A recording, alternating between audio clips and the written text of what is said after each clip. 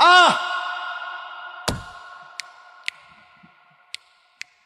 এরকম বুঝেন না, তাল মারে আপনি ডোলে, এটার বাড়ি মারে, এরপরে ঠ্যাঙ্গেরে যে আপনার বাড়ি মারে, লরে সরে, কি খবর শৈলরে না, মজা পাইতে আছেন দোস্ত?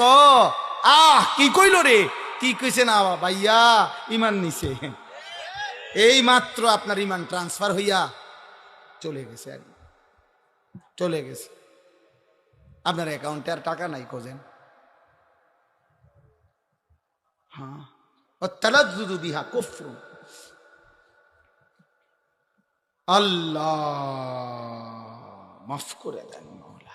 সর্বশেষ কথা হইল, গান বাদ্যের এই অশ্লীলতা থেকে, এই হারাম থেকে বাঁচবে কিভাবে? 3 জিনিসের মাধ্যমে। 1, বেশি বেশি দোয়া করা, মাওলা আপনি আমারে এই হারাম গান বাদ্যের এই স্বভাব থেকে ফিরায় দেন। ইমাম হযরত আবু বকর সিদ্দিক বলছেন, আল গিনা মিজমারুশ শাইতান, গান শয়তানের বাদ্য। এরপরে হযরত ওসমান বলছেন, লা ইয়াজতামিউ কলবুন ফীহিল কুরআন ওয়াল গিনা, এক অন্তরে কোরআন এবং গান একসাথে হতে পারে না। যেই দিলে গান আছে সেই দিলে কোরআন আসবে না, যেই দিলে কোরআন আছে ইনশাআল্লাহ সেই দিলে গান আসবে না, গান আসবে না। ইমাম মালিক রাহমাতুল্লাহ বলছে, মা ইয়াফআলুহু ইনদানা ইল্লাল ফুসাক, তিনি বলেন যুগ যুগ ধরে আমাদের আরব সমাজে গান বাদ্য যারা করে তাদেরকে আমরা ফাসিক ছাড়া অন্য কিছু বলি না।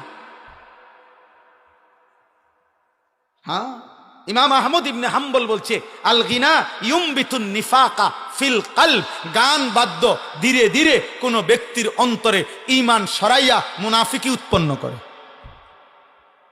ইমাম শাফিঈ রাহমাতুল্লাহ বলছে, আল গিনা দিয়াসাতুন, গান বাদ্য যে অভ্যস্ত সে দাইয়ুস, তার জন্য জান্নাত হারাম।